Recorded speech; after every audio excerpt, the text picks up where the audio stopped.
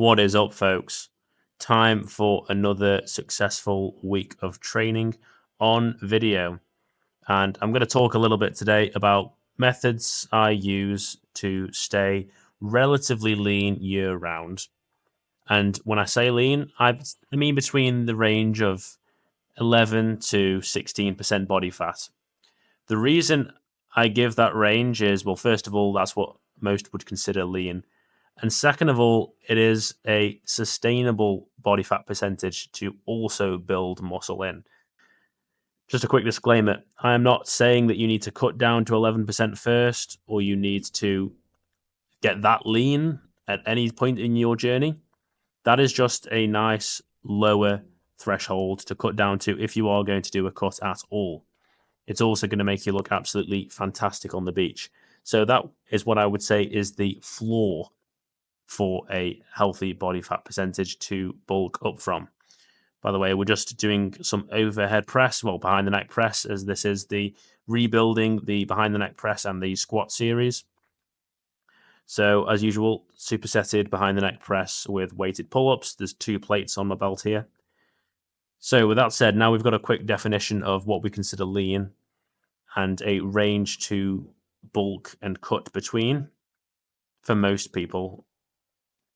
Let's go into a couple of methods I use to maintain a good level of leanness year round while still building muscle. What I want to hammer home today is nutrient timing, meal timing more specifically, and emphasize how you can safely manipulate your hunger hormones and habits to curb cravings and feel more satiation and think about food slightly less. Because if you're like most people, you were brought up in a family or in a culture where you eat 3, maybe 4 meals a day, 4 small meals per day, and then you snack even in between. And unfortunately, for weight management, this is not a good approach for most people. The benefits of compressing the time period in which you are allowed to eat your meals is that, first of all, you are in the kitchen less. Second of all, when you are eating food, they are satiating, filling meals, which are nice and large. I'm talking about an approach which has you eating 2 meals per day, maybe even 1 meal per day for some people. I have experimented with that. I found that I wasn't, even though I was in a calorie deficit, I wasn't enjoying my food as much, even though I really wanted to eat, by eating 1 meal a day. I think that is a little bit unnecessary for some people, but 2 meals a day is an approach which I really like to use. And this works really well for, well, business owners, first of all, because I don't even think about frying eggs or getting in the kitchen and cooking until around 3, 4 o'clock. I can just crack on with my day and not think about food and not be hungry, because the beauty of this habit is that for the first half of the day, like I say, you're not thinking about food. We just did our top set, by the way. I think the top set was 62.5 kilograms. That's the challenging set of 5 that we're building up to each week. I usually work up to a challenging set of 5 with a rep or 2 in the tank and then do a 5x5 backup set. That's the approach at the moment for my strength work on the behind the neck press and the squats. We will be leading up to PRs in the coming weeks, by the way, but for now, we're just getting in good volume and keeping good bar speed. Everything else that I do, arm work, back work, chest, everything else is all essentially just sets to failure, and I'll use a dynamic double progression. But for the sake of purely focusing on strength for the behind the neck press and the squats, I will be doing sub-maximal sets for sets of 5. And I'm excited to see if we can push for some PRs in the coming weeks. So back what I said about compressing that nutrient meal timing. This is hugely advantageous for, like I say, busy people and people who feel like they are eating food, but they don't truly look forward to their meals. And you don't really realize this until you start dropping body fat percentage or until you show to yourself that food shouldn't be and isn't accessible to you at all times. That's when you really want it more, and that's when you'll enjoy your food a lot more. By the time it gets to around 3, 4 o'clock for my first meal, I'm really looking forward to it, whether I'm on a bulk or a cut. But if you're having a little bit of breakfast and then having a snack at around 12, then maybe have a banana at 2. You first of all, you're wasting a lot of time and productivity and obviously snacking. And second of all, you're not really appreciating food for what it is. You should, well, I recommend you really look forward to your meals and do whatever you can to ensure you look forward to them, because look, meals are special, they are valuable, they are something to enhance your training, your mood, make your day better and help you work towards your goals.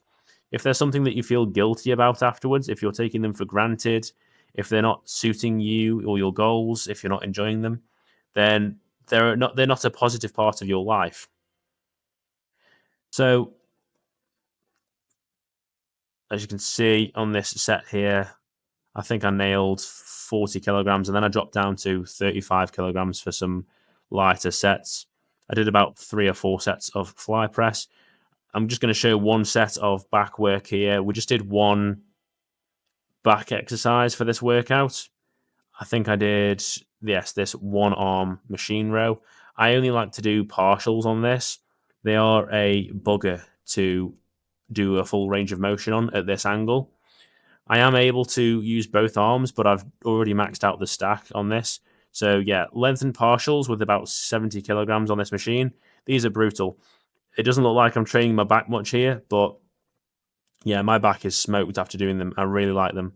And then we wrapped up the upper body work with some cable bicep curls supersetted with overhead extensions. And that was essentially the workout for upper body. My upper body training is pretty minimalist at the moment. I would say that I'm at a maintenance phase for my muscle building work, but the strength work should pick off. It should pick up very nicely for the amount of volume I'm doing. I'm probably doing about 6 to 8 really hard sets per muscle per week, and then I've got my strength work. So that's enough for me to progress my strength work, especially when I see the bar speed. I think I'm in a good space at the moment. I also get a few questions now and then about how to structure macronutrients throughout the day. Look, I think that macro timing is pretty important if you are going through a phase in your day where you may not be able to eat for another few hours. So in my case, where my first meal is at 3 or 4 p.m. and I'm not able to eat again until 9 p.m., it's pretty important that I get some protein in, because I'm going to be absolutely starving whatever I do throughout the day. I can go for a day or two without carbohydrates. That's completely fine.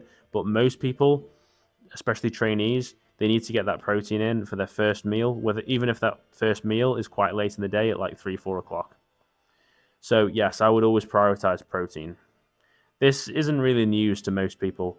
I'm only sharing this because people can get wrapped up in when to eat their protein and, oh, should I eat more protein late at night so it can support muscle growth while I'm asleep and, slow digesting protein and all this. I don't think any of that is important. I think that you should get in most of your protein during your waking hours, so it's not close to bed, so it's not tough to digest, and you should get it in as your first meal. It's probably going to help prevent muscle breakdown in the workout. I can't imagine going into a really tough workout like this and not having any protein in my system. And as for carbohydrates, yeah, I would get in some complex carbohydrates pre-workout. I'm not a fan of simple carbohydrates pre-workout. I'm not saying that they will harm growth at all or performance. I do find that they can make some people a bit sleepy though, and I think I am one of them. It's not a night and day difference, but the last thing I want to do after eating some simple carbohydrates is go and work really hard. For some reason, I just want to take a nap. So I think that they are better to take closer to bed. We worked up to a set of 5 on squats for 150 kilograms. These felt really heavy, but to be fair, because I haven't done barbell squats in a year or two now, I was expecting them to feel heavy. But looking at the bar speed, this is pretty good. I'm happy with this. I'm just going to time the concentric on the CP2. It's like 1.5 count on the way up. So to be fair, it's a pretty easy set of 5. We then did some back off work with 142.5 kilograms. That's 320 pounds for a 5x5. I'm just going to show the last set of 5 that I did, just to show the bar speed. I was getting pretty tired and sweaty during this time of the workout, but overall it was a good leg session. Just to be clear, the upper body work is a separate session to the leg session. I'm happy with the depth here. I think that now that I've done a bit of hip work and I warmed up properly on squats, my depth felt a lot better. I really like this machine, by the way. This machine was super cool, and it didn't irritate my right hip at the moment. I've had a little bit of bother on the single leg press on the other machine on my right hip because I've been really pushing it for the last 6 months or so. This machine, I've seen it before in my gym, and I wasn't convinced it had very good leverage, but I absolutely loved it. And now that I've adjusted the seat, my eyes have been opened. It's really easy on the hip at the bottom, but it still allowed me to really push the quads. I didn't like the first set of lengthened partials, so I just stuck to a full range of motion here. There's this guy here who's saying to me, I don't want to get in the way of your camera, but I just said it's completely cool. So, yes, I really like this single leg press variation. It is a hammer strength machine, so anything they make is going to be amazing. You'll notice this chap in the red shirt behind me doing single leg curls. You'll probably never catch me on that machine unless it's for some kind of rehab work. I don't think that it's a very good hamstring builder. So, to wrap up what I said about helping satiation and staying lean year round, obviously a calorie deficit is key in order to get to that lower level of body fat. And I will help you get there if you need extra help with that. And obviously, you need the muscle mass to show a good physique because we don't just want to be skinny, we want to be lean and muscular. And to make that journey easier, I would recommend keeping your meals close together instead of spaced out. This can avoid snacking, and this can also help you just completely get food out of your mind just by eating 2 meals a day at, say, I don't know, 4 o'clock and 9 o'clock as an example. Or if you prefer 2 o'clock and, I don't know, 7 o'clock, that's completely fine. 2 meals a day. Give it a try and ensure a good amount of protein in both. If you want to make the second meal a bit bigger, that's completely fine. Anything you have to do to hit your protein goals. And you'll probably find as you adjust to this nutrient timing, you'll only be hungry for those 2 times of the day. Any questions, let me know. This was a good session. Peace.